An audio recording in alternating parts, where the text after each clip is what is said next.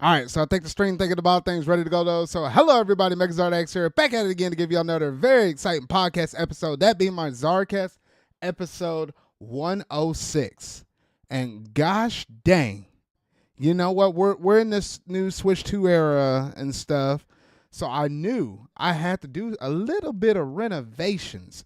Steven, I don't think you can see this unless you actually had to stream up on a different device or something like that. But I had an old poster, with some old stuff back there with some Xenoblade Chronicles 2, along with a couple other things, though. But I was like, you know what? Out with the old, in with the new, especially after coming off the heels of that Donkey Kong Bananza Direct. So I threw that in the back. Got my Metroid Prime 4 over there. That's another highly anticipated game. And obviously, we're right off the heels of Mario Kart World. So I gotta liven things up just a little bit. Can't have the same old static stuff since we're in the new era though. But Steven, how's it going, man?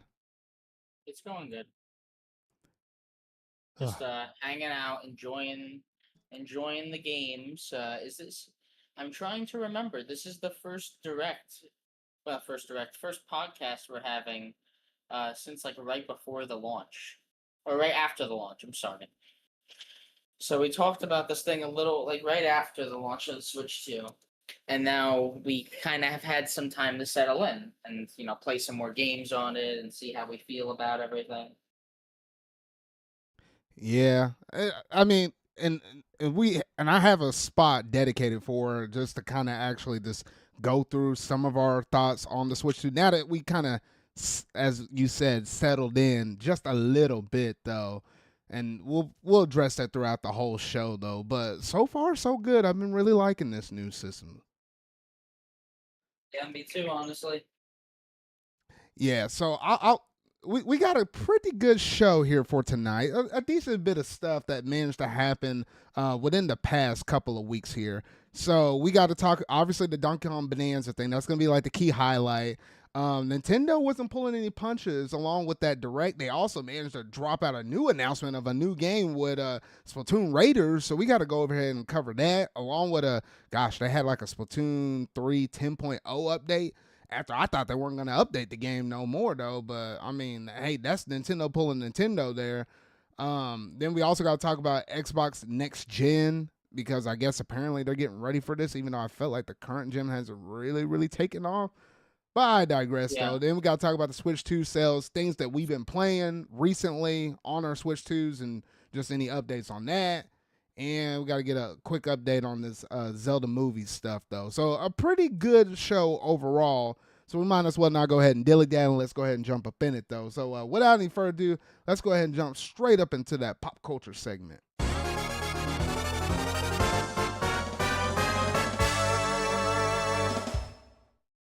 Alrighty, so apparently the Legend of Zelda movie, it was scheduled to come out. Oh gosh, dang it! It's still a decent far ways out, so it's kind of hard for me to actually commit to memory exactly, when that date will actually be though. But that Zelda movie, Miyamoto in classic fashion had to come out and there's a little statement and say, "This is Miyamoto." So that's when stuff was kind of getting somewhat serious though. But he said basically for production reasons, we're changing the release date for the live action film for The Legend of Zelda to May 7th, 2027. So they pushed it back roughly. I feel like it's like what, A seven month and or a eight, half. a month and a half. Yeah, so 6 weeks and some change or whatever though.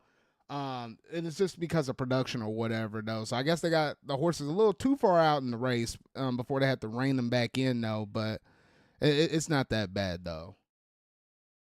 Yeah, no, it could be a lot worse. It could be. Wasn't the Mario movie delayed like from the holidays into April? Something like that. Yeah, that one did get delayed as well. So I mean, in classic fashion, I mean, I feel like movies technically do that all the time, but they probably wait long enough to where they know they're gonna hit this deadline and stuff. And obviously, with it being Nintendo, this is like what they're. Hold up here. Is the Mario movie 2 gonna come out before this or after this? Mario movie 2 is coming out next year. So So yes. okay. So 2026 will be that, and then 2027 is the Zelda movie. So okay. I mean, I guess with it being live action too, that's Nintendo's first movie that they're doing in association with live action versus something that's completely animated like the Mario movie. Yeah.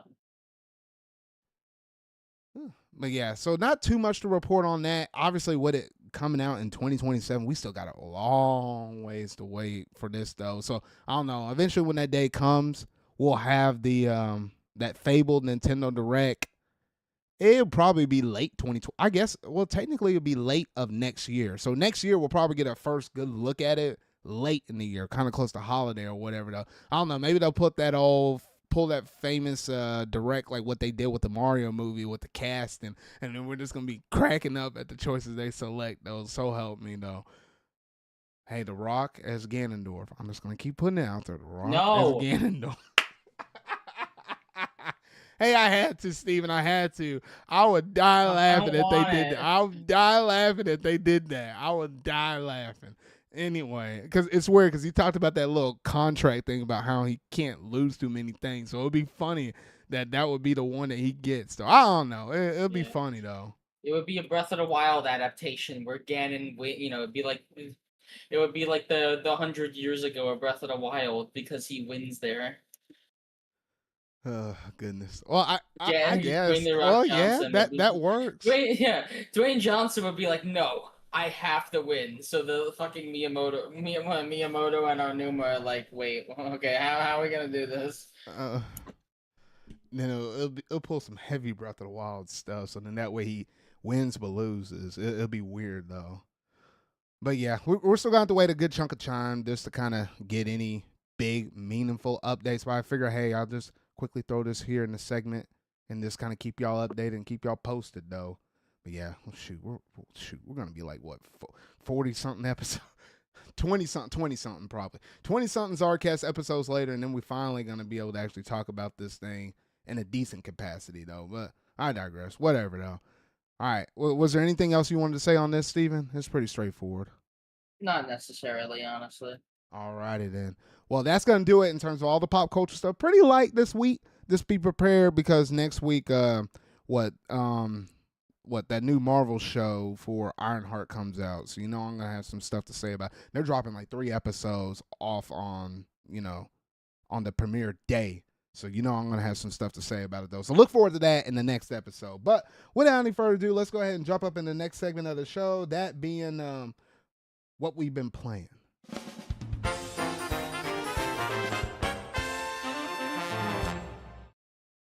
All right, Steven. Well, we've been having the Switch 2 for, oh gosh, how many weeks has it been? I have to whip out my calendar here. It's been 2.5 weeks since we had the system out in our hands. And since then, what have you been going through and playing? So, let me go grab my Switch 2 because it's been quite a couple games. I'm going to check. All right. Well, All right. So, Mario Kart World, obviously. I have played through all of the cups, finally unlocked mirror mode after 3 days of not knowing what I was doing. That was wild. That was absolutely wild. We had a lot of fun online matches, a lot of just, getting Mario Karted, which I have fun with. A lot of people are saying this game is, it's too chaotic. No, it's fucking Mario Kart. Shut up. It's great. Mario Kart, I can definitely say, is a quality launch title. Now that I've been playing it more, it is deserving. Like, obviously, I'm glad they launched the system with this. Just a nice multiplayer game that we'll be going back to. I, of course, hope it gets DLC down the line, just, so Nintendo can, continuously support this. Like, Mario Kart especially is the type of game you want to keep adding stuff to. Even if they don't, though. Even if they don't add content to this. If we're comparing it to, base Mario Kart 8 when that came out, this is really good. Oh, yeah, by far. It is really good. There's so much more to a Mario Kart game than just the online races. Like, the time trial. Oh, my God. The time trials in this game are insane. The tracks are so maneuverable in this game with so much cool stuff you can do. It is insane. 24 Racers is also one of the biggest changes they've made to the series. Just with how the items are used and how the courses are designed, which some people are saying 24 Racers is too much. I think it really brings a lot of well-needed challenge to staying in first place. You could have front run in Mario Kart 8 so easily. Oh no, Just you be in the really front. could. And as long as you had like a banana or something, since it wasn't held behind you at all times, you didn't really have to worry about the blue shell getting rid of your defense item. There's a lot. Also, boo is a lot more common. If I'm in first place, I've been getting my items stolen all the time. Oh no, that's when you have to pull that stunt where it's like I've seen this in competitive play in Hold the 8 Deluxe. coin. Hold the coin in the primary spot, and you might have like what, a green shell or a banana in the secondary spot. Don't use that coin. You might be tempted to just get a little quick little mini burst of speed, or if you don't have your 20 coin max, just hold on to that sucker. Let the boo steal that.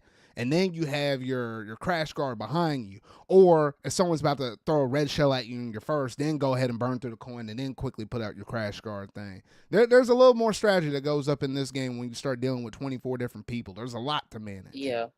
And then, okay, let me look through my other games. Because Mario Kart's self-explanatory. Having fun with that, obviously. I've been playing Fortnite on Switch, too. I've been kind of trying it for the last few weeks, just to see if it's like the definitive, not definitive version, but like the best handheld version. And Fortnite on Switch 2 runs at about triple the frame rate of Switch 1, meaning it actually runs at 60 FPS. So that already makes, like, in handheld and console mode, it runs at 60 FPS, which already makes it a pretty good version of Fortnite. But like, it also looks decent as well. And they added mouse controls in one of the recent updates right after Switch 2 released. Are you using mouse So, controls quite a bit up in that, or not really? Or well, have yeah, you dabbled with it? I have messed with it. For me personally, it's not how I play Fortnite, but it didn't work badly. Hmm. Like, it genuinely seemed like it would be good for like precision if you're just, depending on which game I'm playing, whether it's Battle Royale or one of the other modes in Fortnite. Like, I genuinely could see myself trying it once in a while, just because the Joy-Cons are actually nice and big for my hands this time around. Like, the Joy-Cons, Joy-Con 2 is such a nice feeling, actually feels premium controller, you know what I mean? They got a little bit more weight to them. Yeah. But Fortnite's better on Switch too, like much better. I'm gonna play it on here until it starts giving me issues, but right now it's good. Um, in terms of third parties, I'll keep going on the third party train. I got Sonic X Shadow Generations for Switch 2 because I fucking love that game, and I just wanted to see, I wanted to give Sega more money. Um, it runs really well on Switch 2. At least Shadow Generations, which Shadow Generations on PS4 and Xbox One, like even on PS4 Pro, Shadow Generations runs at 30 FPS. But it runs at a solid 60 here. Solid 60 with very little frame rate drops, and that goes for Sonic Generations as well. Which even in handheld mode, Sonic Generations running at 1080p 60 is amazing, Zard. It is like I don't know if Steam Deck can do it as well, but like this game, Sonic Generations especially, is perfect in handheld mode and in console mode. It looks amazing. It looks like it's more crisp. While Shadow Generations, I'll definitely admit, is a little blurry once in a while on handheld mode. Hmm. If you pick performance mode, like there's a quality and a performance mode. So if you want to play 30 FPS Shadow Generations, fucking maniac, go right ahead. But like, it runs really well besides that. Even, but like I said, Sonic Generations, which is, still a really great game. If you were buying this just to play Sonic Generations, you still have a perfectly good version of Generations to play. Now I'm just more And shocked by the fact that you bought this game not once, not twice, but you bought this game 3 different times. I'll buy it a fucking fourth time when Switch 3 No, edition comes hold, out. no. That's too far. No, that's too Nah, much. no, it's not far enough actually. But yeah, back to the topic at hand. It runs amazing on Switch 2, and I'm very glad I bought it. I'm going to definitely beat the game. We'll beat both games on Switch 2. The more I play them, because I might have said this to you. I've been playing the Switch 2 on my break a lot. I mean, like on my break at work, I've been sitting down playing this thing for like 15 minutes at a time on my break. And handheld, it's really nice to play in handheld because the Joy Cons don't really wiggle around as much as Switch 1. it's just a nice feeling console. It's so much bigger, which a lot of people complained with Switch 1 about like the Joy-Cons being so small. Handheld mode feels perfect. Like I forget, people did a comparison. I think this thing is slightly larger than Steam Deck, or maybe slightly smaller. It was a very similar size to Steam Deck. But I think the And screen, I feel like might be slightly a little bit bigger. I can't exactly remember it, but something like that, something weird like that. Either way, Switch 2 feels amazing for games like Sonic Generations, where like at least for me, like I haven't played a lot of games where it's like heavy on the right stick. I remember that being a problem with Switch 1, is that like if you were playing in handheld mode, go switching your finger down to the right stick was uncomfortable. Which Steam Deck kind of does not have that issue. Steam Deck's better probably for first person games. Um, there's a lot of games that work really well on Switch 2 though, from my gathering. Which by the way, I gotta be honest, Zard. The last week, I think I've played primarily in handheld mode. now that's interesting because I I I know. really like the handheld mode, and I'm kind of in the same boat as you, where I took the Switch to my work a little more often than I really honestly ever have done with my Switch 1, if ever at that. And I've been enjoying the handheld mode just like you pretty good because I like the fact the screen is a little bit bigger. The Joy Cons, as you say, are a little bit they're bigger and they're a lot more sturdier stuff with the magnetized attachment versus the rail system that the Switch 1 had. Yeah. So it's been a lot more enjoyable. Me just playing a couple of games has been primarily me rotating between Mario Kart World, or if I've been going through and been playing Fantasy Life I Had a Girl Who Steals Time, the Switch 2 edition or whatever though. And then even then I have some buddies at work who I think they're kind of newer, not to Nintendo in general, but like to the Nintendo Switch ecosystem because one of the girls I work with, I think she picked up the Switch 1. I don't know if it was an OLED or a standard. She picked that up in the holiday season when they finally dropped the price on that. And I think one of my other dudes I work with did the exact same thing, and they were like, and they both were looking at my system like, oh man, I'm so jealous you got that thing already. And I was telling them, I was like, look here, y'all. I wasn't telling them about the whole podcast, me being a YouTuber and all of that mess though, but I did tell them, I was like, this is my main form of entertainment. For some people out there, it's like movies and stuff like that though, and shows or whatever they want to binge watch or whatever recreational thing they might do. For me, it's gaming, and I told y'all I was getting this mess on day one. I had to explain how I got that thing at Best Buy on day one. They're like, oh, shoot. They didn't think it was going to sell out like that. But they're eyeballing that system, though. They're eyeballing it. They give me that look. My dad actually came into my room today and said, hey, one of my coworkers actually wanted to get that thing for his kid. He told me it's really, really hard to find. Can I take a picture and show him, please? And I was like, yeah, why not? I guess it seems like a lot of people are interested in getting it just because of how it's a hot item. I gotta be honest, I didn't expect Switch 2 to do this good. Like I expected it to be a slow burn, and then once we had a full year of games, then that holiday season was gonna be crazy, and that was gonna be when it really catapulted. But it seems like we don't have updated numbers. But this did happen after our podcast. In 4 days, it sold 3.5 million. Gosh dang it, Steven. I had that later in the show. Then you bring that mess up here. Sorry. All right, fine, whatever. We'll cram it in here and I'll skip over it. Whatever then. Anyway, yes, so in the span of 4 days, as you said, this system sold 3.5 million units. Now, if you put that, and I have to pull up my little stats over here, if you put that in comparison to some of the other better launching systems, PS5. It's PS4 and PS5 were the ones that had that previous record. And even then with both of those, oh dog, I had that thing saved somewhere. I'm trying to remember. It was within the first 4 weeks. They did no, six weeks. I think it was 6 weeks. Something like that. So like a month and a half, and they weren't they managed to sell 4.5 million, I think. 4.5 million, I think, within the span of 6 or 7 weeks, I think was the previous record. And the fact that they got that close with 3.5, and that was only in 4 days, that's huge.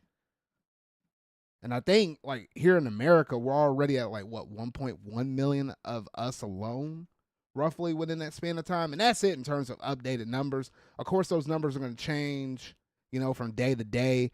And from what I've been seeing, I don't know about you, Steven, but I've been popping my head into Best Buy just a couple or a few times.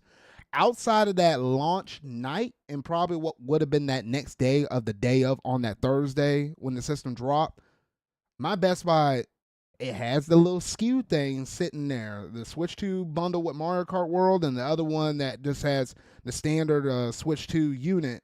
That's the 450 one without Mario Kart World. The tags are there. The spots are empty. Absolutely nothing. Yeah, when I went to my Target and my Best Buy, there was out of stock signs. But I was just gonna say a similar situation, but I feel like the Switch 2 is in a better spot to where if people actually want one, they can get one. I don't like. I'm assuming you've seen this. There was a GameStop bundle that actually went up earlier today. It was like six Oh hundred yeah. dollars, and it had Mario. It was the Mario Kart bundle with a wheel and a Joy-Con charging grip and a micro SD card. Like, yeah, it's a lot of money because they put it in a bundle. But that thing was available for a solid 20 minutes. I put it into my cart 20 minutes after the tweet went out. So, like, if people are actually on this stuff and they have notifications on for any drops, you're most likely to get one. And I It's guess like, that goes more so for people that are kind of in tune for it. In terms of yeah, like your filthy casuals, I doubt they're probably on Twitter like us with some kind of notification like that, unless they're doing some hardcore research. But I mean, yeah, and either way, Nintendo was smart to do this because then, the holiday season's gonna come around and they're not gonna be short, oh no, hopefully. no, that's the reason why I told you. I don't know who it was. I don't think it was you, but it might have been one of our other friends or something like that. That was like, oh, they should have put this off and then had. No, no, I think it was one of our other buddies in Discord. Can't remember the dude's name, but it might sound familiar as I talk about it though. But they were like, oh no, maybe they should have pushed back the Switch 2's launch to the holiday or something like that, so they could have had more games as launch lineups instead of just only having it be Mario Kart World as just an Yeah, only multiplayer game instead of just having some more single player games. But you can yeah, only someone said imagine that, how but quick this would sell out, not just for us, the diehard people that would get it on day one, but then you're getting filthy casuals and stuff that will normally only get new stuff around the holiday season. That would be absolute chaos. So now you get it knocked out in two different waves, and there's just a little bit more to go around, and you can anticipate and you can build up more stock. It just yeah, and works out better. also, like, you get the summer break with a new console. Like, during the holidays, everyone's doing so much. Releasing a console during the holidays nowadays is just not a good idea. At least in my opinion, like releasing a console during the holidays is not really a great bet. Releasing a new game during the holidays or a new bundle, fine. But like actually releasing a new console is like, look at the PS5 and Xbox Series X was crazy. There were so many people trying to get that thing for their kids for the holidays and, trampling other people. Not even Black Well, no, no, Friday. no, no, Like, no. I don't think you can say trampling because remember that was COVID. I don't think you can even well, go into the store. You have to yeah, order that yeah. mess. It was a lot of nonsense. There was a lot of nonsense with the PS5 and Xbox Series X, and Switch 2 seems to be avoiding that. Like, a lot of stores got a lot of units at launch, which makes me think. And there have been restocks. Like, some places have been getting more of them. So it depends on your area. If you're in a smaller area, you might actually just be able to walk into a store and get one. Right now, really the only thing that could keep this thing from selling more would be price. There's a lot of people that have been looking at it and being like, "Yeah, it's expensive. I'll wait for the holidays," which is probably what Nintendo wants, honestly. Really, give they could sell this thing with like NSO included at a discounted price for the holidays. Yeah. And they will. They definitely will make a new Mario Kart bundle. Maybe it will have special Joy-Cons to get people to buy the damn Switch 2 again. Well, I don't And know. they'll do I it. feel I feel And like they will do it at some point, but watch them whenever they do decide to do it. It just be changing the colors of where the colors are currently at right they'll do now. that. It Nintendo might be fans a will buy it. purple, could be an orange or something like that. But I don't expect nothing like that. Well, I guess if it's just colorways and it's just simple stuff like that, probably 8-9 months from now at a minimum. But if you're talking like an actual like a limited edition console, Nah, that's like a year and a half off. Well, I mean like Joy Cons. Like we'll Okay. get like special Joy Cons. Like they'll be Mario Red, but they'll still have the blue and the orange on the inside, or something like that. I don't fucking know. Hmm. They'll do something, I bet, just to get Nintendo fans to buy another damn console, and then people that haven't bought one yet will buy that one instead. Mario Kart is also like obviously like the best-selling game for Switch too, but like apparently third parties are selling quote unquote less than expected by a little bit. I mean, but then Mostly, again, I it's don't know. definitely because of game key cards. It's absolutely because of game Well, key no, we cards. A say lot. that though, but you got to think about them filthy casuals at the end of the day, man. I don't think they honestly care where they get the games at. I think the bigger question is, even though we have more people out the gate getting a Switch 2, more than likely with Mario Kart World, depending on if they got that bundled or not. If they did not get that bundle at an additional plus $80, and the system's already what, $450 at a minimum, $500 if you got a bundle with Mario Kart World, and then if you got like what, one Pro controller, you're already looking at like what, at least or at most, no, at least $570. No, not 570. It's more like 580 something bucks. There's only so much you can buy on a day one, or at least within these first couple of weeks, before people are going to get tapped out in their budget. So they got to play a little bit of the long game. So even though, yes, you got your game out there on day one, most people are only going to be able to buy one, maybe two games to go with their system. They're not going to be probably in a position like us where it's like, oh, well, you're pretty good based upon your whole entire Switch One library. You got some breath of fresh airs and some titles and stuff. And then even me, obviously I got Mario Kart World, but then I picked up Fantasy Life I, The Girl Who Steals Time, the Switch 2 edition. I technically had that already on my Nintendo Switch. And what was it? Oh, and the other one I got was gosh, it's slipping my mind. Fast Fusion.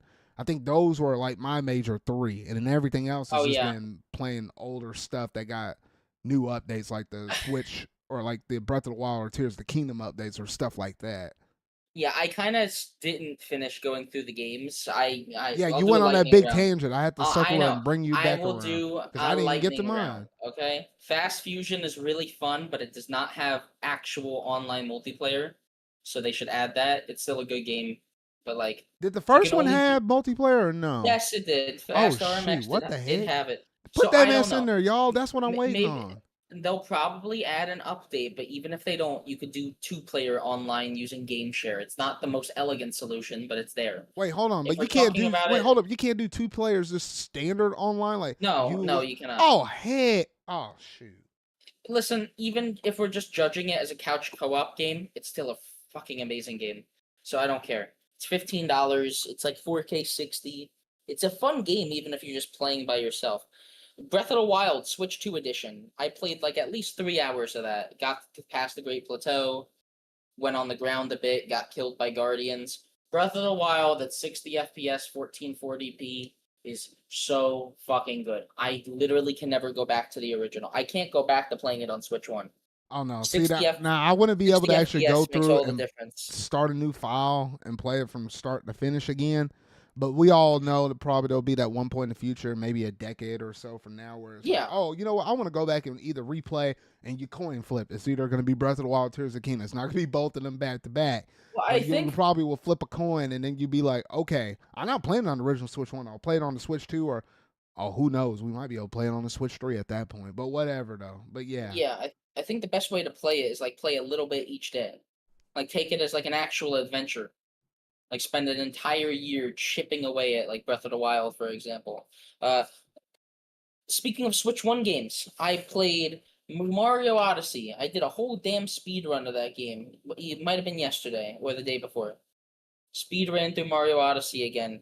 Load times are faster, not by that much of a margin because Mario Odyssey already loaded pretty quick, but now it basically loads instantly. The world record for Odyssey has already been broken by like 40 seconds just by playing on Switch 2, which is funny to me. Bro. Even then, though, Mario Odyssey was a bit of a victim of the dynamic resolution on Switch 1, where on handheld mode it could go as low as like 540p at points, I think.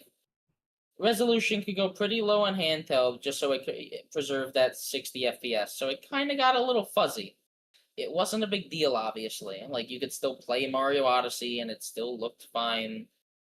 But, like, handheld mode was not the best way to play it. And then even in docked mode, it could get fuzzy from time to time. On tabletop, on handheld, it is 1080 60 all the time. It looks so goddamn nice. And then in docked, it is 4K upscaled 60. It's so good. It looks amazing. Nothing else I could say besides, like, Mario Odyssey didn't need a Switch 2 edition or anything. It just needed that 4K upscaling. It just looks great with that. If we're talking about games that got huge updates, Scarlet and Violet is a brand new fucking game. Oh no! See, now I dabbled with that game a little bit, and I was like, "What the actual freak?" Because I looked at that shiny hunting. Okay, I did some shiny hunting. Sorry to cut you off. I did some shiny hunting. I found a shiny, and then it fucking exploded on me. What do you mean exploded? It used explosion, and it killed itself. Oh shoot! A shiny. Gosh, dang! What the heck? I was very happy that the game was running smoothly, but I kind of turned off the game after that, and I haven't gone back to it since. What were you trying to hunt? Minior, because there was a mass outbreak of Minior, and Minior you kind of have to fight it to Is find that the out starfish if it's the little thing. No, it's the one. It's the one from Sun and Moon that breaks open, and it can be a bunch. No, of colors. Yeah, it looks like a kind of like a hard rock shell kind of. Yes, yeah, okay. You know what I'm talking about. But it used explosion, and I was like, fuck this. I turned off the game, went to bed. It really annoyed me, but guess what? It doesn't matter. Scarlet and Violet runs so well for some reason. I guess it was just Switch 2. They were banking on Switch 2 releasing earlier, because we know the system got delayed a ton. So Scarlet and Violet was probably supposed to come out right before Switch 2. Or, just like a year gap. It doesn't excuse it at all. Scarlet and Violet ran like shit on a system that could run Xenoblade games. So it had no excuse. Yeah, it was just poorly optimized. Yeah, and yeah, even if we're not talking about just the frame rate, there's so many more Pokemon can spawn at once now. Like, a mass outbreak actually feels like a mass outbreak. There was like 50 Pokemon all at once on my screen trying to attack me, which is really fun, honestly. I guess that's a game we both played, but here's one that I know you haven't bought yet, and then I'll probably end it there. Street Fighter 6 is an amazing port. I genuinely don't know how they did so well. It runs at 60 FPS, both in console and handheld, and it looks really clean besides that. It looks just as good as like the Xbox and PS5 versions. Just a little less quality on like the hair and stuff like that. Besides that, that's like a dream port right there.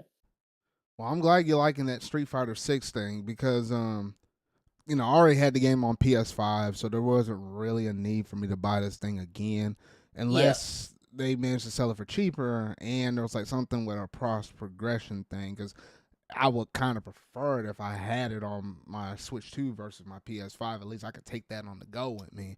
But since that's not a thing, I'm just going to be content with my PS5 version, though. But those Amiibo, though, I didn't have a spot in the show, so I might as well talk about it here, though. Those Amiibo, though, that's some high-quality mess right there.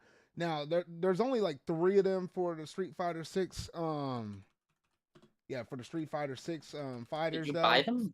And I didn't buy all 3 of them. I just bought one because, with the whole thing going on with the tariffs and stuff, like, I can only really afford to get one of those suckers, because it was just a launch. It was with the launch and everything else I was nabbing. So I was like, I wasn't planning on getting any, like, not even like the Tears of the Kingdom 4 amiibo, which I do want to get all 4 of those. That just might be a slow burn. Like, once every month, I might pick up or nab one of them, because I don't think these things are going to sell out thanks to the tariffs and stuff.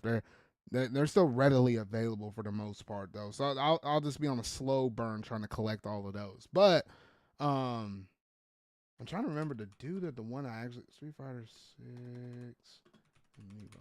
I was trying to remember the dude that I picked up, though. But the one that I did manage to get, his name was Jamie. Yeah, there we go. Yes. That man, when the dude has his legs stretched like that and in that kicking pose and stuff, that amiibo is so tall. If you know the size of the Magnamalo amiibo, that was the gosh dang, it's slipping me right now. I don't know why it is. Monster Hunter, from Monster Hunter Rise. That's already a big fat amiibo, and this amiibo for Street Fighter 6 was taller than that. I was like, oh shoot. And the amiibo, it's almost borderline between amiibo and a small actual figurine in terms of like just the quality, the size, and everything up on it. Though, like if you're an amiibo collector, I don't know if you, even if you don't care about Street Fighter 6, you probably still want to nab one of these figurines. If not, try to slowly get all three, because I know what each one of these Street Fighter 6 ones are like $40 a pop. And I think all of the Tears of the Kingdom one with the four sages, they're like 30 a pop though. So it adds up quick, but the quality is definitely there. So I want to get all 7 of these amiibo, but it'll be a really slow burn for the rest of the year to try to get all of these though. But nice stuff right there. Nice stuff. And I think outside of the little stuff I managed to squeeze in there, like I did mention, obviously I was playing Mario Kart World. That's a great game. Those speed trials and stuff like that. I saw some wild stuff online. I try to replicate the one that you do at like the Bowser's Castle, where it's like you try to skip over a whole segment by like wall grinding, dropping on the rail that's in the middle of the corridor, flipping off the side, hitting a piece of the edge of the wall, and then trying to spin off of the little arrow sign, and then it skips a whole entire corner. I pulled it off like 2 or 3 times, but doing it in real speed in an actual race, it's still really hard to pull off, because all it takes is someone bumping you, hitting you with a green or a red shell or something like that, or crushing you with a mega mushroom, and you just miss that shortcut or whatever though. But no, just seeing wild stuff like that, I love seeing all of that mess on Twitter. And now Nintendo makes it really easy. You take a screenshot or a video or something like that, with that capture mechanic thing. Not only does it save in your library on the Switch too, but it instantly gets sent over to your phone app, so you're ready to share that stuff straight over to like Twitter or whatever social media stuff. So I actually like that. That's something that PlayStation does within their app. So I'm just glad that Nintendo's finally catching up with the Jones finally though. Yeah, Nintendo actually is thinking. It's crazy. Yeah, it's crazy. It's crazy. And I think outside of that, obviously, I already mentioned about Fantasy Life. I Had a Girl Who Steals Time. Look, I know for Nintendo fans, they're probably looking at Breath of the Wild, Tears of the Kingdom as your first party single player experiences, though. But if you're looking for something else, or you already played through both those games, you're not really gonna mess with it too much outside of just seeing the visual performances and stuff and the frame rate boost. Pick up this game. There might be some people slipping up on this mess. Look, level 5, they back. I think they're back in full force. This game even sold over 1 million copies. I'm just saying, I can't campaign for this mess any much more so. Steven, I know you're over there. You're slipping a little bit on me, man, because literally I'm about 20-ish, a little more than north of 20 hours in, and I'm almost at the end game now, where I can almost see the final boss off in the distance. It probably won't take me no more than like 5 hours, and I'll probably be there though. But you're still behind. You're still behind. I know. I'm gonna get to it. I promise you, I will get to it. I do like the game a lot though. It's just not the type of game that I'm really gonna like play all the time. I'm gonna hop on it and hang out and play. Like I'm gonna take my time with a game like that. No, yeah, I mean, because it's literally a fusion of Animal Crossing and Legend of Zelda. So I'm like, yeah, you just play a little bit here and there, and then when you get to a really good moment of the game that kind of sinks you in, and just a little bit, you get caught up in just doing stuff. Well, it has a little bit less pressure than Animal Crossing, where Animal Crossing has stuff you can only do during certain seasons, during certain calendar days, during certain days of the week. Fantasy Life doesn't really have that, which is nice. Like you don't gotta worry about like the actual real day in a real life. Like, oh god, it's fucking I gotta get on the game during these specific hours to get this type of deal. No, yeah, because if they would have done that, that would have been kind of a turn off for me because I'd It's been too stressed. I'd been like, nah. it is cool, like when it's 3 a.m. in game, you're actually up at 3 a.m. Like it is like a cool feeling, but like I don't always want it to be like that. Like it's at least for Animal Crossing, once I ran out of stuff to do, like those events didn't matter anymore. Well, fantasy life, like there's not really that many like events. Like the other stuff is what makes the game interesting. The jobs is the stuff that I like about fantasy life, which the Animal Crossing mode doesn't really dive into anything involving actually leveling up your jobs. Yeah, Um, it's just that little bit of progression that I naturally like in my games. Just feel like I'm actually doing something. I'm actually accomplishing something. Whereas Animal Crossing is just kind of like, I guess you're just progressing the town you're living in, but it's not like so much you yourself or the fact that you can't like speed up, do things a little bit faster, or make things stronger. I don't know. That's the thing that's always kind of missing in those games. But I like Level Five's approach to this kind of yeah, genre with their own twist up on it. I like it. but yeah, besides that, I think that's like most of the stuff that we've been playing. The only other thing that I tried out was Pikmin 3 Deluxe, but that's just because they finally fixed it. It was fucking wrong. It was not working right for like those first couple days. Yeah. No, I no. Yeah, I'm trying to think. Was there It, anything else? I mean, I not dabble really. with fast fusion a little bit, but we kind of already talked about that. And Well, the only other thing would have been like the GameCube online stuff, which I dabble for. yeah. Steven, we need to still record a stinking episode up on that mess Well, though. yeah. But outside of that, yeah, that's literally all I've been playing. I had not been touching my PS5 outside of the fact that I might boot it up just to watch anime off of it with Crunchyroll. But outside of that, I hadn't been playing on that system. Gosh, I'm trying to look back over here. I'm thinking, what was the last?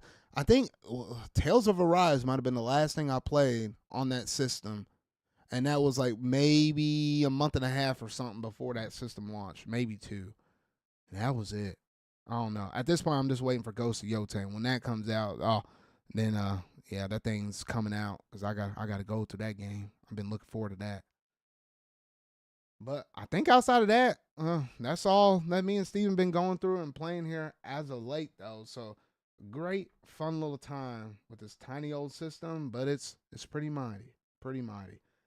All right, well, that's going to do it in terms of everything we've been going through and playing as of late. So now let's go ahead and jump on over to the next major segment, that being what's in the gaming news.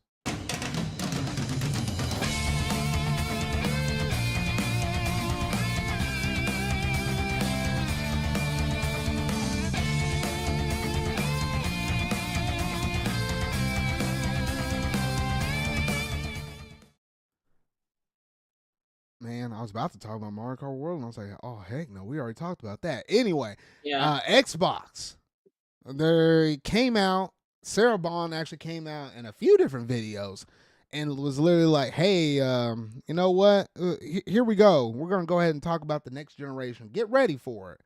We don't have all the details, but we have enough details now with AMD and our collaboration and partnering that we're going to give you just a little bit of a tease, just a little something to whet your appetite, to get you excited for what we're going to do next with the next generation. Which, if you remember all their marketing and branding for everything that have been going on so far, they literally have this thing of almost everything is an Xbox. Everything from your actual Xbox console to your PC to your gaming handheld PCs, whether it be like your ROG Allies or ROG Ally X's or whatever, though. And if you have a smart TV, you can play stuff off of there, your phones via like the cloud and all of that. They're just saying that, quote unquote, everything is an Xbox, and they kind of elaborated on it a little bit more so while she was kind of going through and giving her spiel up on here, though, because they're kind of working with Windows just a little bit, just to kind of get like a seamless little infrastructure or like a UI or whatever, though. So that way when you play on like one system, you can actually pick up where you left off and jump into another one. And not even just that, but they're talking about like tearing down some walls to where it's like, in terms of the ecosystem where you buy the games, it's not necessarily just only tied to like the Microsoft store, you also will be able to buy Steam games and stuff like that, and other potential storefronts as well. You'll just be able to buy all of this off of like what would be your Xbox console and stuff though.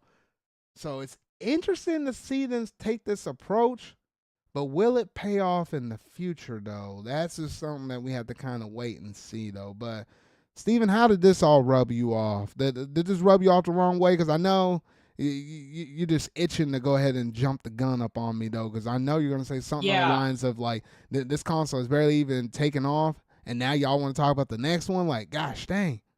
Yeah, which PlayStation did a very similar thing, but it wasn't really that. It kind of went under the radar. Where recently they said, "Oh, we're pivoting to PS6. PS6 is the main priority." Like, God, what a fucking filler generation. Like, Nintendo stayed with the same console for for what, 8 years? 8 years. Well, PlayStation and Xbox for already 5 years. They're like, "Oh, we're jumping ship. We don't care." And it's not even like anything interesting happened this generation for them anyways. It's not like PlayStation and Xbox put out a game that I would say defines the console. What game really fucking defines the Xbox? Well, I wouldn't say X? Nothing that they put. Well, gosh. PS5, okay. I can think of at least one, but like I could think of a couple, but then again, it depends on if we're saying only first party or we're gonna include third parties. Because if it's third parties, I can think of some. But if we're only thinking about first parties, I can't say anything that defines the console generation, but the only things that stood out to me the most, I think from PlayStation side, would probably be Spider-Man 2 and Astro Bot. And that's it. And this is not including anything that's like a remake or a remaster. Maybe Ghost of Yote when that comes out, but that's not out yet. And that's probably my only two. Spider-Man 2 and Astro Bot. What a fucking sad generation, Zard, huh? I know. I still like my Ratchet and Clank ripped apart. Shoot, if it weren't for Insomniac, I don't know what the heck PlayStation would have put out on this console. I know. To be honest, it's a genuinely good question. What would be happening right now? Mm-hmm. But I don't know. But back on the Xbox side of things, though, since like PlayStation was kind of under the bus, but they were at the forefront of all of this with Xbox. Was it like Xbox is partnering with AMD, right? Which is also the partner for PlayStation 6. I don't pretty know. sure.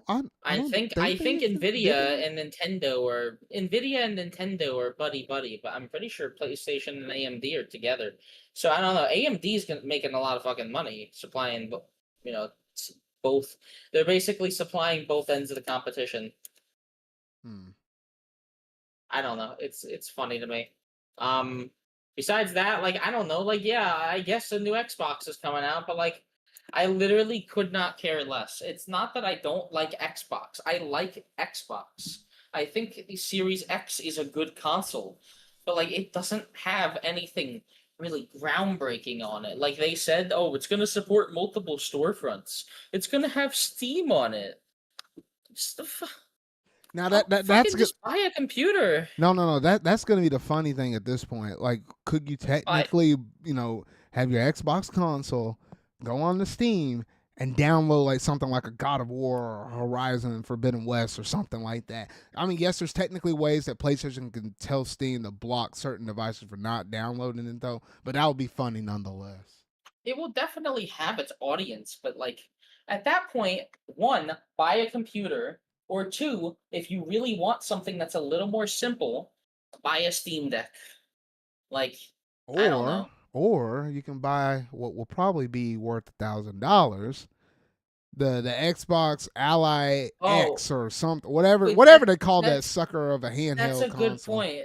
You kind of just reminded me. PS5 Pro is what, retail wise? It's 700. Was it 700 or 750? Pretty sure it's 700 because the disc drive, and that's discless. Oh yeah. It's like $80. 700. Come on, if the PS5 Pro is 700, this new Xbox is also going to be like 700 or 750.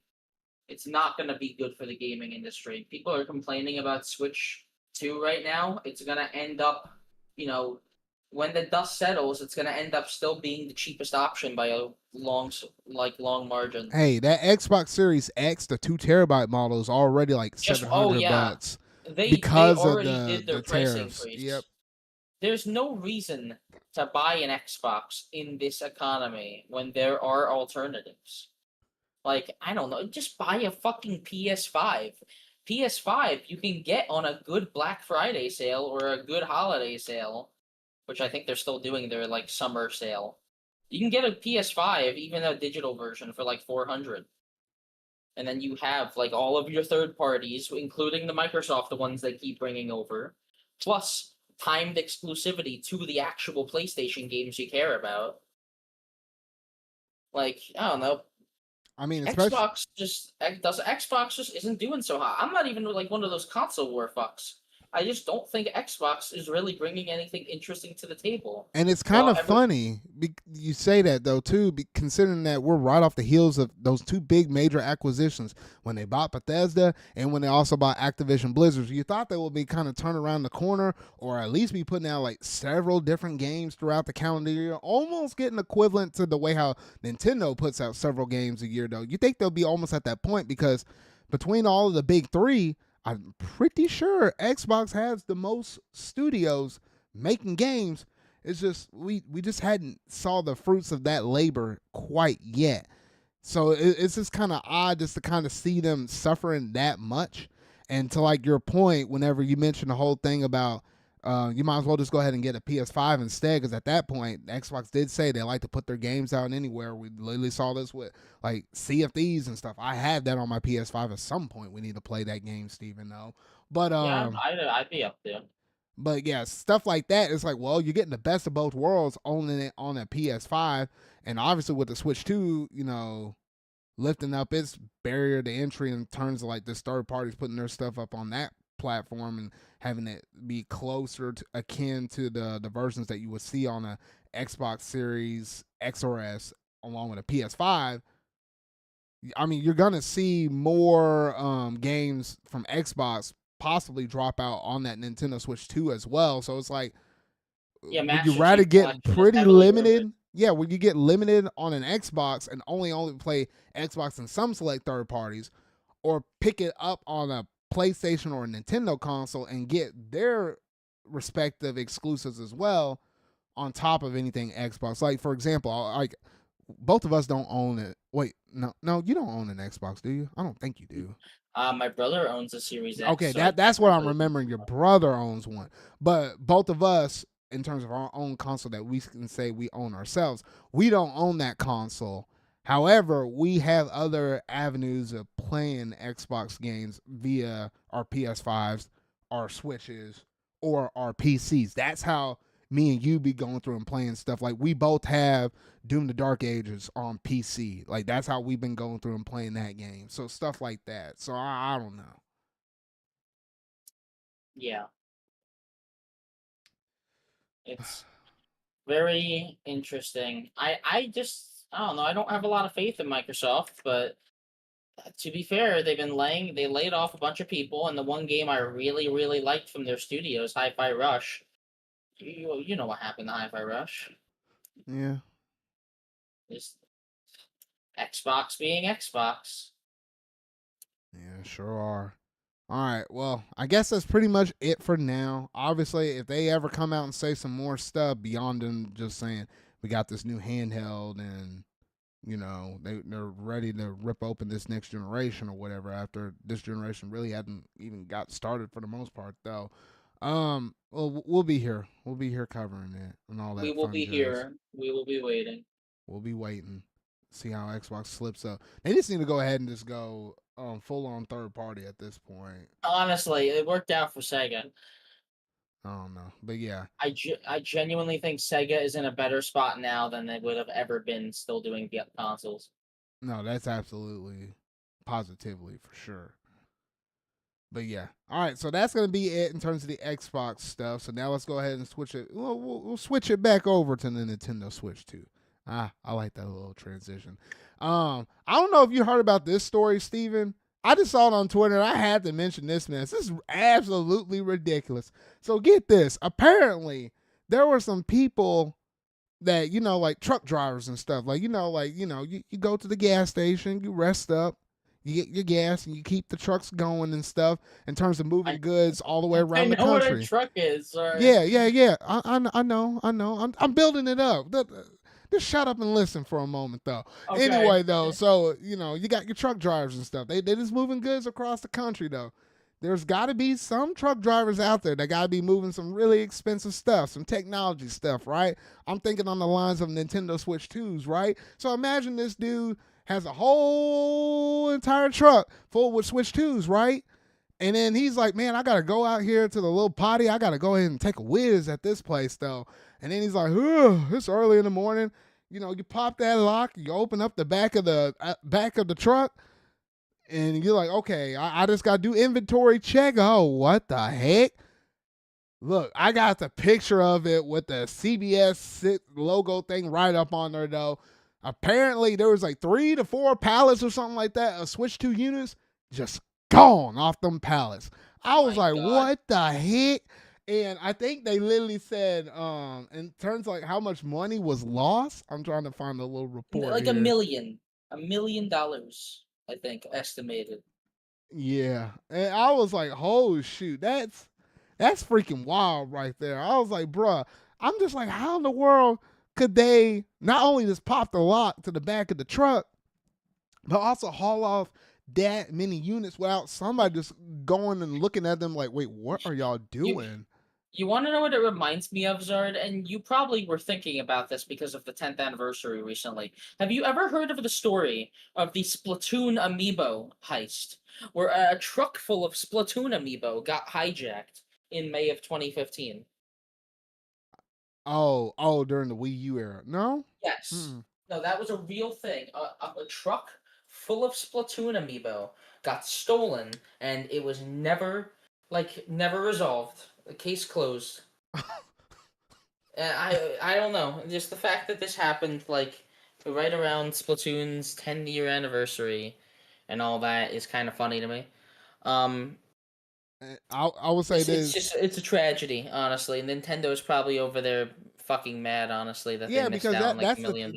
I know, because that's the thing though. It was 2,810 Switch 2 units that were a stolen, lot of Switch 2s, and it was about equivalated out to like what $1.2 million loss, and it was from a truck coming from Nintendo of America. Get this, Steven, to a GameStop. Man, that sets the tone right there. I was like, no, this has got to be some kind of weird old inside job. Somebody knew something, because for you to know what a truck was holding specifically, oh no, this thing was getting tailed like some Tokyo drifting, whatever you want to call it, GTA messing. Like they knew what was up in that truck. And then they got in and out. I'm like, oh shoot. Since then, I hadn't heard any updates on the story, whether or not people got caught, they found these units, nothing. Like that's just where the story's at. So I was like, oh shoot. I figure I'd just throw a story time unit up in here though, but that's just wild, y'all. Y'all need to calm down. All right. Well, that's it for story time, Steven, unless you had anything else to say up on this one. That's about it. All right. There's a lot of stuff that's been happening in the last few weeks, honestly. Yeah, quite a bit. So we'll go ahead and roll it over to this next major thing, which I wasn't certainly expecting this though, but there's some random old day out of the week. You were just scrolling through your Nintendo Today app, like how y'all supposed to, apparently, and they gave us 2 major punches in the gut. The first, we'll start off from the lower end and work our way up. They did manage to say that they got a brand new version 10.0.0 update coming for Splatoon 3. And I was like, huh? Because mind y'all, when that game came out, what was it, 2022, Steven? I think 2022. When that when that game came out, they said they were going to support the game for 2 long years, and we just wrapped up on the Grand Festival, which was like the last big hoorah in terms of new updates and stuff for the game, and that was it. Anything else should have been like stability updates or just like patches or things that just kind of keeps the game stable or whatever, or they just balance out a few different weapons here and there. Though we weren't supposed to really get much of anything else at that point. Maybe they'll just rerun a few Splatfests, but they're Splatfests we already had. No, they came out here and said, you know what? We're gonna give y'all 30 plus brand new weapons and kits. I said, Yeah. excuse me? I'm like, excuse me? Because I looked over there at my tickets because I've been accumulating a bunch of tickets, just hadn't been burning them because there's nothing really to use for them though. And I'm like, I didn't even have enough tickets to go through and buy all these weapons. I would need to grind in this game again in order to buy all these weapons, which I just like having all the weapons on me just to say that. So I was like, oh gosh, that's crazy. Then on top of it, they add new gear and stuff. And on top of that, a new stage, a freaking new stage. Not like brand new, but it was one from Splatoon 1. I was like, what are we doing over here, y'all? I was like, this don't make any sense. But then, well, I'll get to the then a little later, though. But, Steven, what were your thoughts on this 10.0 update? I am very surprised that Nintendo thought it was a good idea to just drop 30 weapons all at once again. Like, come on, just do like a weapon a week. You could have given us content between Grand Festival and this the entire time, but you do it all at once. But if we're talking, I am glad that Splatoon 3 did finally get those third kits because it desperately needed them. Like some of those kits were not really that great in the original game. And to be fair, not all of these kits are all that great, but it's still nice to have new options. They gave every weapon a max freshness of 10 instead of 5, which Splatoon fans are never going to 100% that game. Like, they made Splatoon 3 so impossible to 100%. It's funny, honestly. You need, like, level 999. You need to win, like 50,000 rounds of Salmon Run to get enough points. No, Like, yeah, you it's meant literally to be a cannot game that you're 100% that not game. supposed to 100%. I mean, you Yeah, might be close to 100% if you consider just having all the clothes and all the weapons. That's probably the closest you're going to get, and maybe beating the whole single player campaign. And technically, what was it? The oh gosh, what's the? I wanted to say Octo expansion, but it's not that. It's oh gosh, what is it, Steven? What's the thing called? The DLC side order. side order. There we go. But yeah, side order wasn't that great anyway, so, No, it like, really yeah. wasn't. But yeah, no, this definitely ain't one of those games. And I think I looked at my playtime hours on that game. I think I'm close to like high end of 600 or low end of 700 hours in this game. And I know I put over 1,000 hours into Splatoon 2. And I'm like, bro, I'm not anywhere near close to like what you said about 100% in this game. I'm like, bro, absolutely not.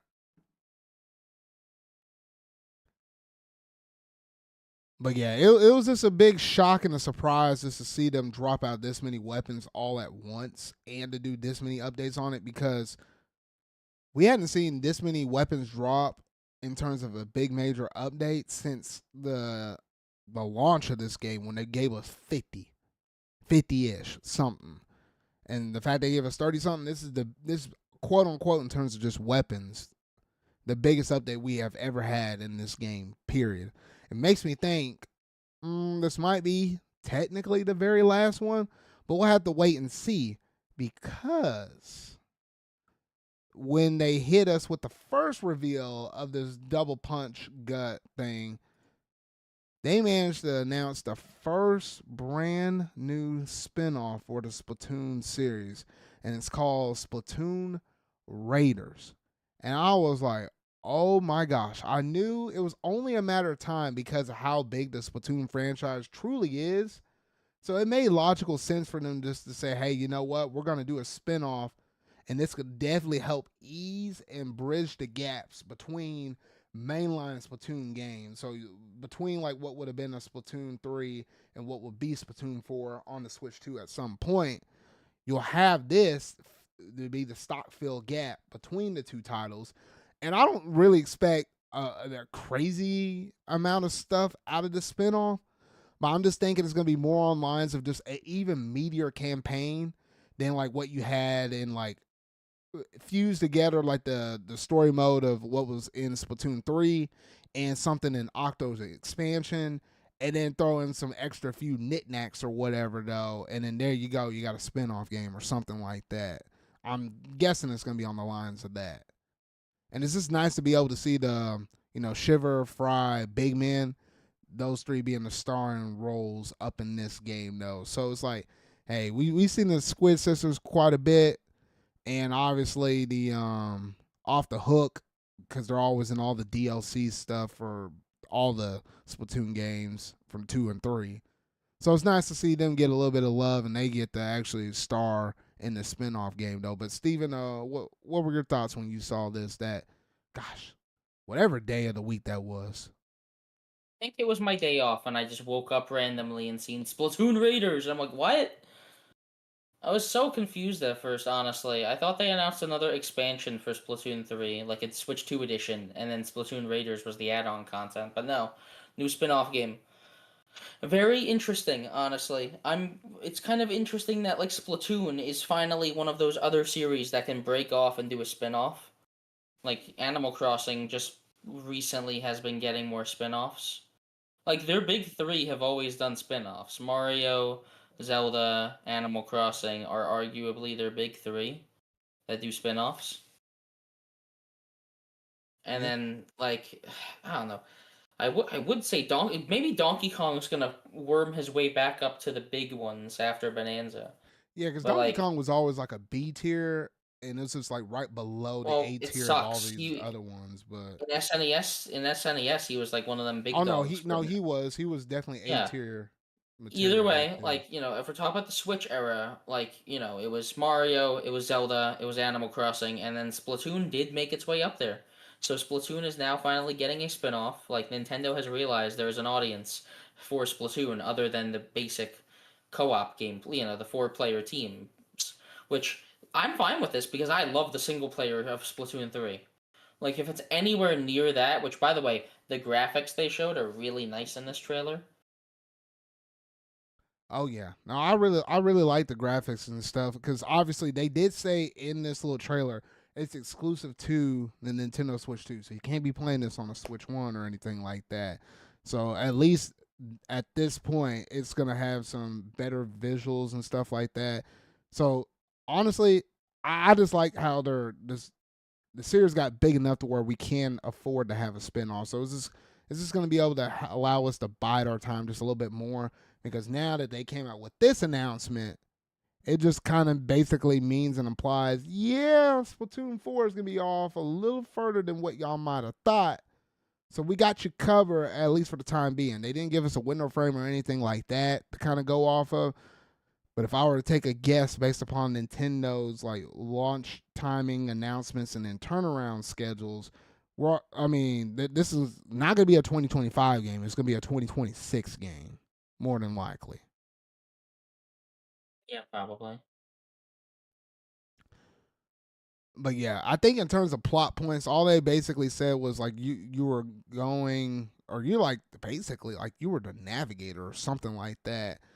And then The mechanic, they call our yeah, main the character. mechanic. Yeah, there we go. And basically, Shiver Fry, Big Man, they were off to explore or do something like how they normally like to do in that single player campaign or whatever, though. And I guess they got hit with a big old storm and they got stranded somewhere. So I'm imagining you're probably trying to collect a bunch of parts to put together your plane so you can get off of this stranded island that y'all basically on. I think it's the major plot point of this story. And then who knows where it goes from there. Yeah, very interesting. Honestly, I think it's cool that Splatoon's doing new stuff, and I like Shiver Fry. I like Shiver Fry and Big Man, so I'm fine with this. Oh yeah, no, I'm definitely fine with it too. Could be a lot worse, honestly. Could be. Well, actually, I don't know. I don't know. I seen some people saying like, oh, it could be the Great Turf War, from get a spin off of the Great Turf War from Splatoon. It's always described in like Splatoon 1. I don't know. I think it'd be kind of boring if they did something like that. Nah, yeah, that'll have to be handled in such a peculiar way, but nah, I don't think so. I don't think that's the way to go. But yeah, so honestly, I think that's pretty much it in terms of all of our thoughts on Splatoon Raiders for now. And it's just kind of odd that they just managed to randomly just put this out on the Nintendo Today app. And it wasn't until later when they started, putting stuff out there on Twitter and stuff, though. Because this is definitely one of those announcements you could have had saved up for a Nintendo Direct, but they decided to put it out there on the Nintendo Today app. So I don't know. Now I'm kind of leaning away from the thought of how some people might have theorized there might have been a Nintendo Direct for June, but now I guess they're kicking the can down the road. Not Now they're saying July. gonna be a direct. There's not going to be a direct for June. It would have been cool, but like I don't know. Unless it's literally the last week of June, like there's no reason to. They're in Bananza hype time. More to come on that soon. Yeah. But, speaking of Bonanza hype time, oh shoot, Steven. Yeah, Look, we I got know. we got to talk about this direct because Yeah, this direct right here was which probably they the announced it most. very suddenly Yeah, they again. did. Well, they gave us a 48-hour turnaround time for that. But this direct right here, I'm gonna go ahead and say it, was the best and most beautiful direct I have ever seen in my gosh dang life. I'm just gonna go ahead and say that out there though, because my boy has been in neglect for the past 10 plus years. It's been since 2014 since we had Tropical Freeze. And ever since they did that Switch 2 Direct and they gave my boy a whole entire stinking a whole new game, and it's a 3D one instead of just a standard old 2D one, which we all expected to. I was like, heck yes. They gave my boy a theme direct, and it did way better than even the Mario Kart World Direct. Because a lot of people was going into this presentation with low expectations because there wasn't too much new in Mario Kart World that we didn't see already in the Switch 2 Direct. That was far from the case in Donkey Kong Bonanza. And you know what? I will go ahead and say this. I think the way how presentations are done, or direct presentations, trailers, or whatever, this mess ought to be studied. Because the way how they handled this direct, they had me from the moment that they had what we found out to be later, Pauline singing at the very beginning of the direct. I was like, what? Where are we going with this? Like that already set up the tone, I think Steven, for this I think it's direct right very there. yeah, it's very interesting that like one of the first words she says is like the world can be so cruel, and I'm like, hey, rule, K rule. That was me. Like I was listening to this and I heard cruel, and I'm like, okay, K rule's showing up. He didn't, but Oh like gosh, you yeah, got me like bent on this. the fact that they were showing off like a couple vocal songs is cool. Like Pauline's a singer, you get some vocal songs in here, but Donkey Kong has always had vocal songs. Look at the fucking DK rap. Like I don't know, people saying vocal songs in a DK game is off. Like I don't know, it adds to it. I think it makes it more unique if you have like a ton of vocal songs in this game, which Mario Odyssey has like two. We've already heard like three in this game so far. And if you know Um, anything about Donkey Kong games, it's all about the rhythm, the beat, the music. I think that's an integral part of most yeah, DK games. Ever since Donkey Kong Country games and on up. So it makes perfect sense. So anybody out there that's saying like what you were saying about, songs or whatever though, like it didn't feel right or whatever, clearly hadn't played enough DK games. That's all I gotta say though. yeah. And by the way, you were mentioning this, but like, God, the Mario Kart World Direct, they should be ashamed of after this. Like, they can do a game specific direct and make it good, but they chose not to. They chose to reveal literally everything about Mario Kart World, like in advance, and have the demo feature every track for some fucking reason. Yeah. Besides that though, like this direct, it was like that Mario Odyssey trailer in E3 2017. You know the trailer with the T-Rex showing him capture everything with Jump Up Superstar playing? Oh yeah. Like that direct just gave me like a lot of excitement. Like, when seeing I guess I'll just start talking about random moments from it, right? We're not going to go in the exact order that they mentioned stuff. No. Well, let me go ahead and throw this one out here because Okay. this was a major part because Yes. Nintendo was trying to keep things hidden like they like to do in classic fashion, though. Because we all remember the Rock creature, and it seemed like that was gonna be your buddy character or whatever though that we saw in the first trailer back in the Switch 2 presentation, and even when people went hands on the event, that's what they all saw there. And Nintendo was like, we gonna pull a fast one up on you. And technically the character already leaked, but we didn't know if that was just a tease, that was gonna be a skin, whatever though, or it could be something late in the game or whatever though. We didn't know what that context of that character would be. But yes, that rock creature is literally Pauline, and they hid that mess from us all the way up until this dedicated direct. That already set the tone right there. Like, hey, you're gonna get some new stuff, and we specifically held it off until just now. Y'all thought y'all knew what this game was almost all about, even when y'all went hands on it, but we still hid this thing from you. Yes, I know the character leaked or whatever though, but it was their intention to have that character be first showed off here. And I thought that was just freaking cool. I thought that was really cool. Yeah, no, it was cool. I definitely think that if it didn't leak, it would have been a lot cooler. But like, there's not much they could have done to prevent that. Yeah. Because I think it leaked out of like North Korea or something, and it was from Nintendo themselves that like wanted. Nintendo Korea Yeah, fucked up. yeah. So I was like, bro, what the heck? But regardless, though, I love the fact that they are including her up in the thing.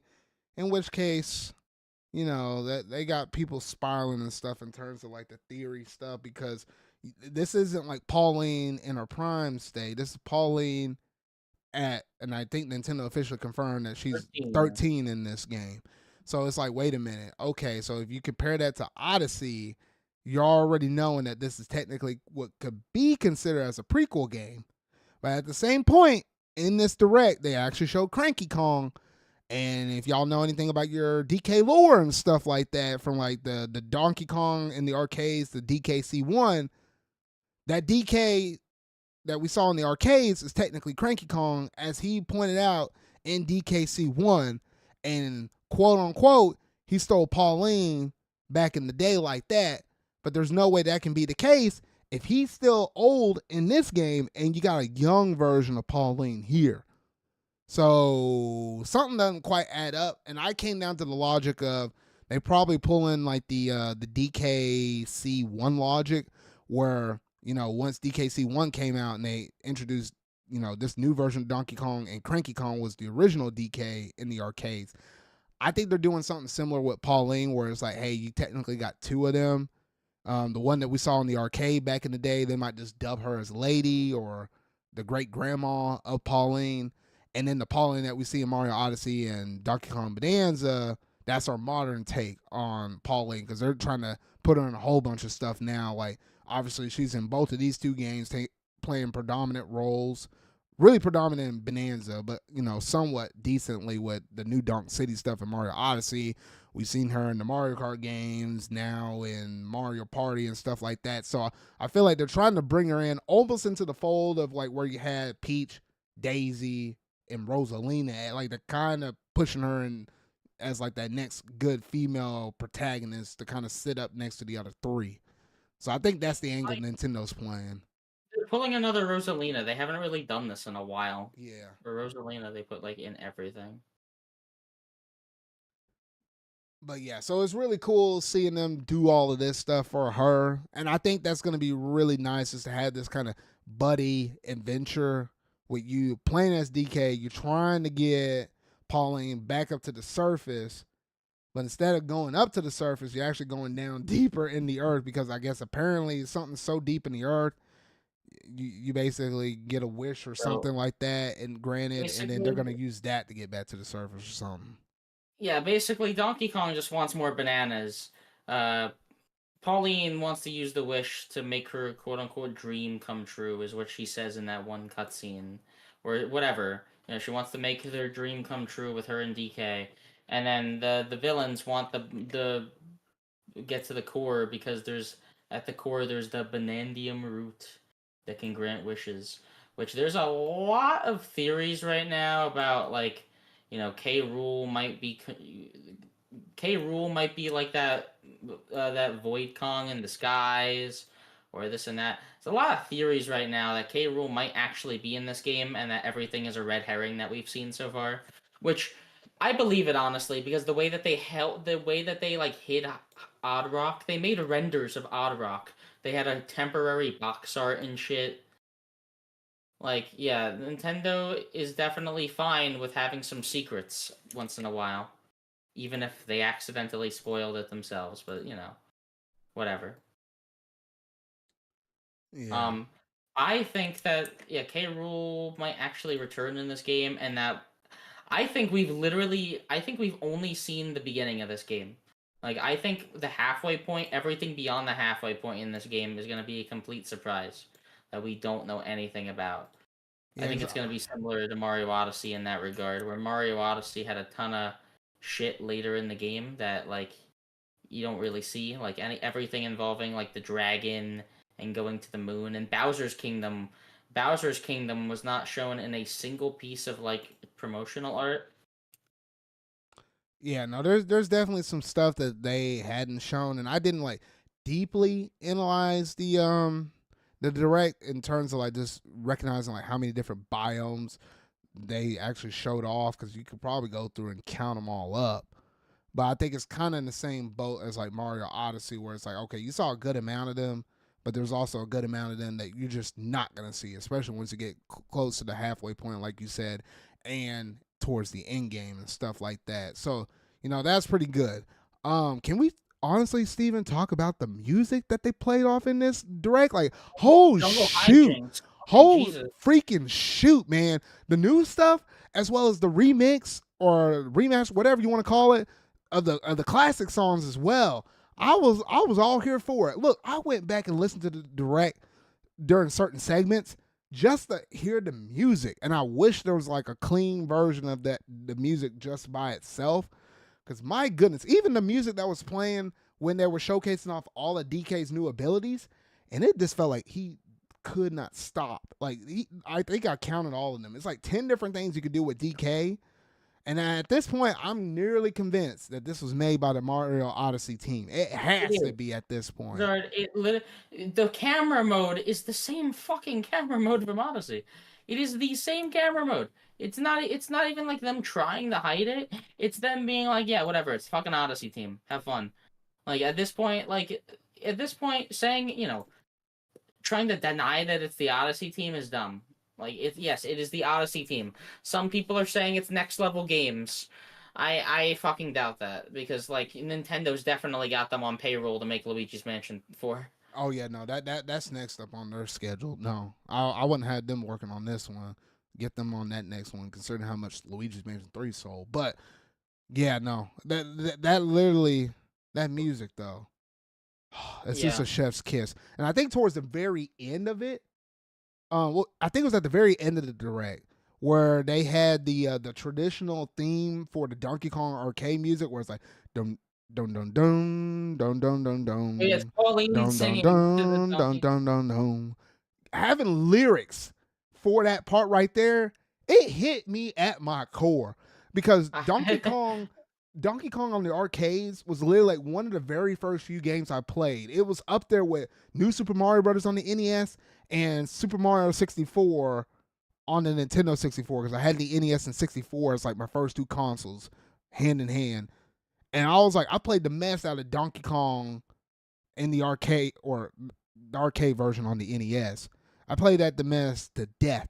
And when I heard that theme with some vocals over it, it almost got me to shed a tear, but it did make me feel a little bit emotional just hearing that during that moment right there. I was like, I wasn't ready for that mess. Just sitting down and watching that direct. Like this direct kind of gave me chills and excitement. It made me feel some things that I hadn't felt in a direct in a gosh dang long time.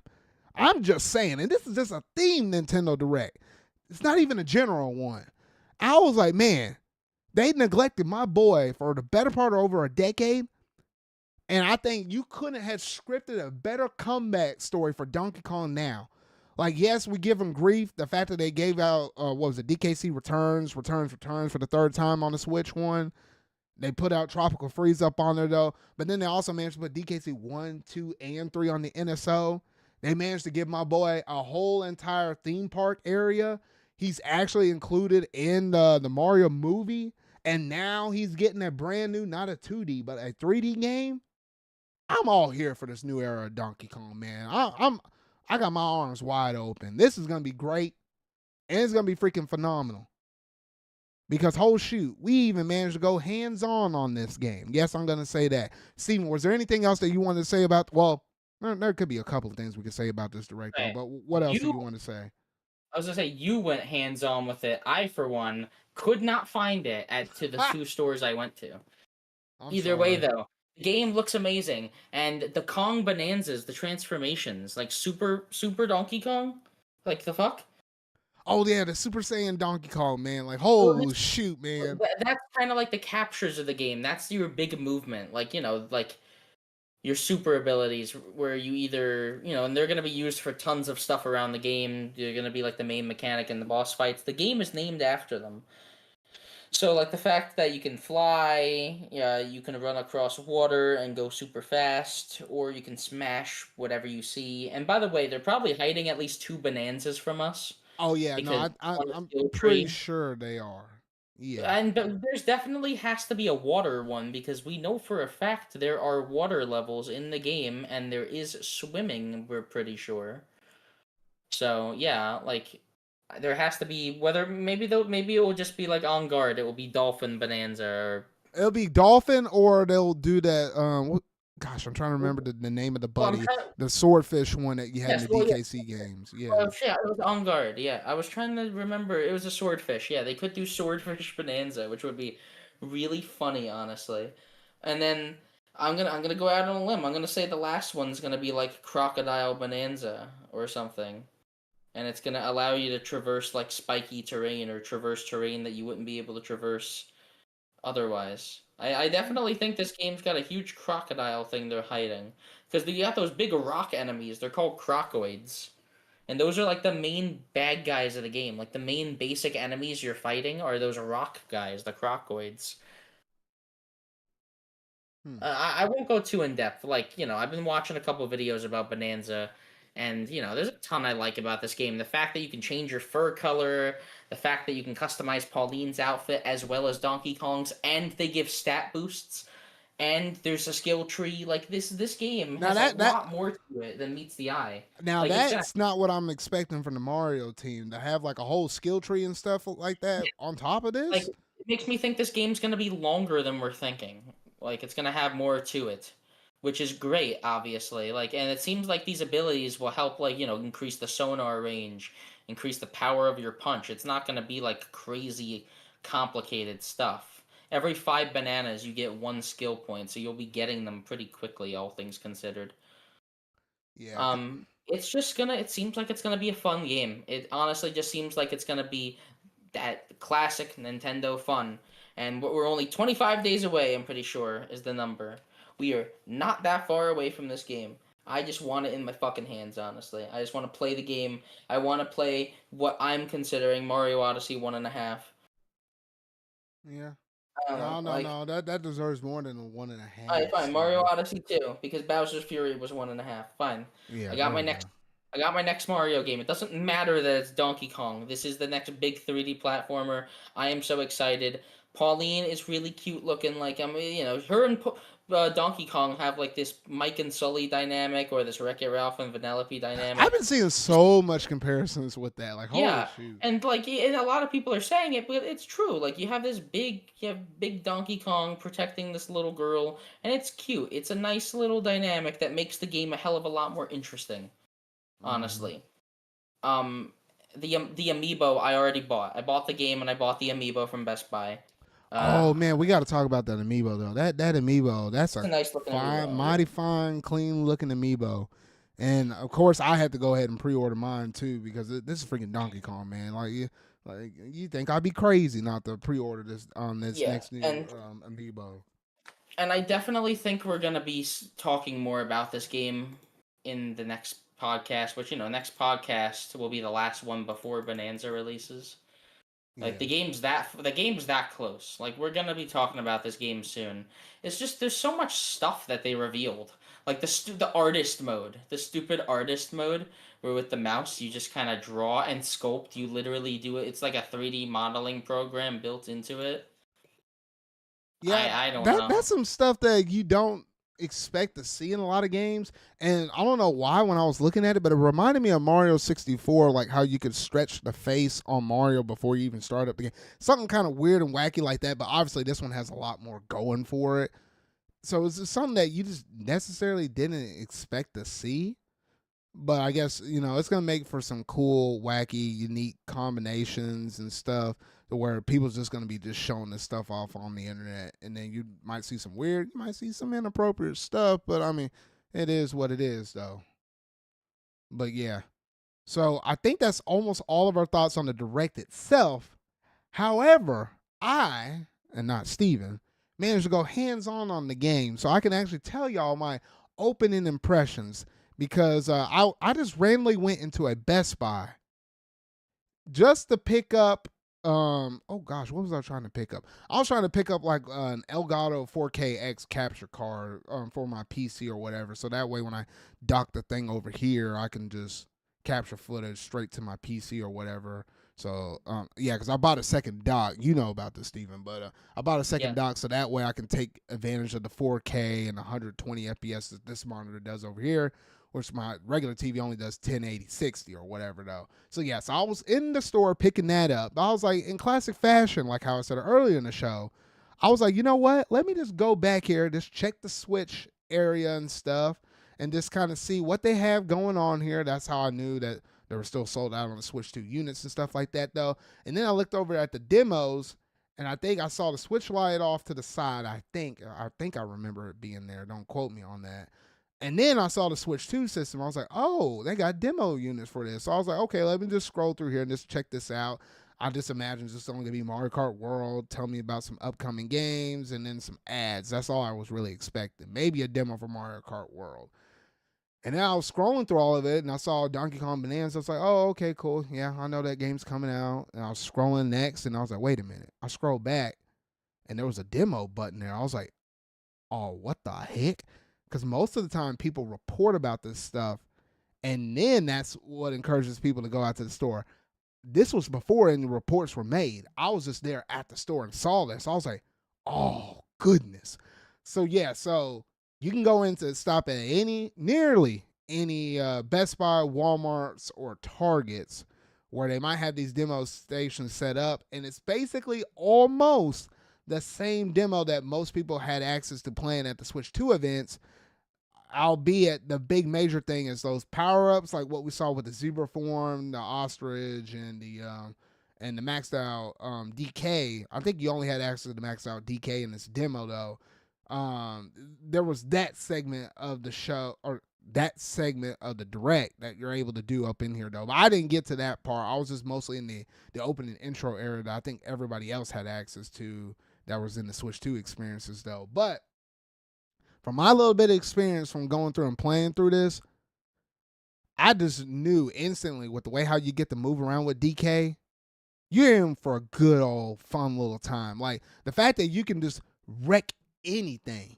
And most of the abilities, like what they said, like you can do the double jump by picking up like a part of the earth, jumping in the air with it, and then jumping off of that mid-air. Like a lot of those moves between that or the surfing and turfing or whatever that ability was called or whatever, a lot of that stuff you were able to do at the very get-go. So it's not like they're holding you back, or at least in this demo per se, holding you back from a lot of the different things that you could do up in this game. And I just had fun, honestly, just wrecking carnage on all the materials and stuff that's around you. That's where Mario Odyssey shines. They don't really hide stupid abilities from you. Imagine if Donkey Kong had to unlock the role. No, like the skill tree is just for powering stuff up, it seems. You can unlock some things, like I think like the surf and turf and over water. They did show that in the Direct. But that's like an upgrade to a move you already have. Yeah. Or like the sonar being upgraded. But they don't actually lock any moves behind you. They lock moves behind the Bananza forms, like running over ground that's unsteady. Like, yeah, you use the zebra Bananza for that. Like, yeah, it's like Mario Odyssey with the captures. Like, yeah, you can't walk over lava, but you can capture a lava bubble. Like, it keeps it inventive, where people will be able to use Donkey Kong's extensive moveset to find their own way through. Like, Mario Odyssey is crazy with the speed run and the movement and the tech. Like, I guarantee this game's gonna have very similar stuff. Oh yeah, for sure. And even going through and messing around with it, while yes, I was having fun just beating up the stuff. I think my only little nitpick while I was going through and playing that demo is you can get kind of deep in the earth, just like going through digging or punching through walls. The camera will kind of spaz out on you a little bit, or you just won't see DK because you're kind of at the angle that you're kind of shooting like behind the shoulder or whatever. Though he's so deep up in the earth, it's like you can't quite see him. Those were probably the only little bits of annoying things though. But when you're in an open area where you can clearly see the dude, absolute fun just kind of going through and ripping through the stuff though. And literally it has that same tight feeling control that you had with Mario and Mario Odyssey. That's how I just know that it's just made by the same people. Cause like all the physics based stuff, even like the rolling and stuff, which I think you do with the ZL trigger or the L button, is one of the two. Like all of it felt reminiscent of some similar moves that Mario was able to do in Odyssey, though. But obviously, they just had a lot more oomph and a lot more power behind it because you're playing as DK. Yeah, no, definitely. But honestly, outside of that, I think that's pretty much all I have to say up on there because I imagine most other people probably been there, played it. You probably saw some other YouTuber or something cover it. But rest assured, at least in my own personal opinion, I just messed around because the demo, I think they'll let you play for up to 15 minutes and then it'll time out on you and say, all right, either restart it or just leave. But from everything I played in just a short period of time, I just instantly know that this is very well going to probably be one of my contenders for Game of the Years. I'm just going to go ahead and say this. And especially for Nintendo wise, it was probably going to be between this and maybe Metroid Prime 4. But I think between the two of them, Donkey Kong just being what it is and how long I've been going without it, it might be the one that's going to be at the absolute top, even though definitely probably over Mario Kart World at this point, though. But man, oh man, I've been waiting for so long. I'm glad I'm finally getting it. And like what you said, Steven, about 25 or so days or something like that. And when it does come out, I'm not one of those people that like to 100% a lot of games. I did that for Odyssey. I did that for the Bowser Fury section in 3D World plus Bowser's Fury. This might be one of those games I might go in 100% and try to find everything. If time permits, I'm going to try my darndest because it's not every day we get to have a brand new Donkey Kong game. All right, Yeah, I that's think I fair. made my piece. Yeah, no, game looks good, and I feel like we talked about most of what they showed. Just like there's a ton that we're gonna wait to find out. I like those new villains, but I just can't help but think that K. Rool. If K. Rool shows up in this game, it's fucking peak. Mm, I just feel the need to say that now. If K. Rool is in this game, it is fucking peak. I mean, the way how you keep bringing him up, and if he doesn't show up, I'm just gonna be laughing at you. And if he does show up, then gosh dang, that was great. It would be amazing. And if he doesn't show up, the game's still gonna be a fucking 10 out of 10. Like this game looks so good right now, and just having a nice single player game to sink our teeth into right after Mario Kart, it's fucking beautiful. No, yeah, it's definitely beautiful though. So I'm really looking forward to this game.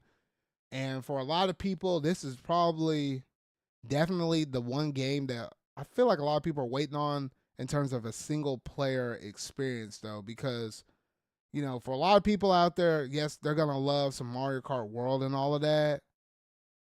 But then some other people are gonna be like, well, I just kind of want to have something a little bit more meaty, something a little bit more ambitious or whatever though. And there's something that just kind of carries them over versus just having just an only multiplayer game. And I think for a lot of people out here, Donkey Kong Bonanza is definitely going to be that game for them, though. It for sure will be for me. So at least the plan for me is to make sure I definitely go through and beat all of Fantasy Life Out of Girl Who Steals Time before this game comes out. Because once this game comes out, Pauline and everything up in it, it's going to be a dumb rap, though. But outside of that, Steven, was there anything else that you wanted to say up on this thing now? Not really. It's just Donkey Kong looks amazing. Switch 2 so far has been really fun. We're so back. Oh yeah, we're definitely back, baby. We're back. All right. Well, I was kind of playing around with some of my settings and stuff like this. Like now that I got the stronger PC and stuff like that, I can actually show off little bits of the trailers and stuff actually in the stinking in the little TV over here though, so I don't have to just only keep a static image over here though. Because normally I'll put my standard ZardCast logo there though, but you know what? I love my boy DK. I'm just gonna let the direct play in the TV to the end of the video though. So I'll just leave it right there just for all y'all to see though. But anyway though, that's truly gonna do it in terms of my ZardCast episode 106 though. So Steven, let the fine people know where they can find you at. So you can find me on twitter.com at Stephen Jr. 1231, or you can find me on a collab channel I do with some friends called Spaghetti Disco. Alrighty, and that is truly gonna do it in terms of this one episode, though. So we're having a good swell time with the Switch 2 and all of this stuff. Nintendo still somehow keeping us on our toes with surprise announcements with Splatoon Raiders, the Donkey Kong Bananza Direct, and all of that stuff. They still got that little bit of charm up in there, though. Don't know if they're gonna come out with something else surprising in July with a direct or something like that. But regardless, whatever happens, me and Steven, we always got you covered here on the pod, though. But that's going to do it in terms of this episode 106 of the ZardCast podcast, though. So if you really like this, make sure you go and hit that like button. Go ahead and hit the subscribe button and that bell to stay up to date. All things video game related, I feel like talking about and discussing it. If you happen to be one of those people that be listening to this on one of my audio only versions of the podcast, that being Amazon Music, Spotify, iHeartRadio, or Apple Podcasts. Yes, you can listen to me in the car. Then feel free to hit that like button, follow, share the thing around, and just leave a little review. Just let people know that, hey, we're just a couple dudes that just love to talk about, all things video game related, some things pop culture, Marvel, and everything else in between, though. But that's going to do it in terms of this episode, though. So, remember, y'all, until whatever video I make next, until my next ZardCast podcast, that being episode 107, I'll see y'all later.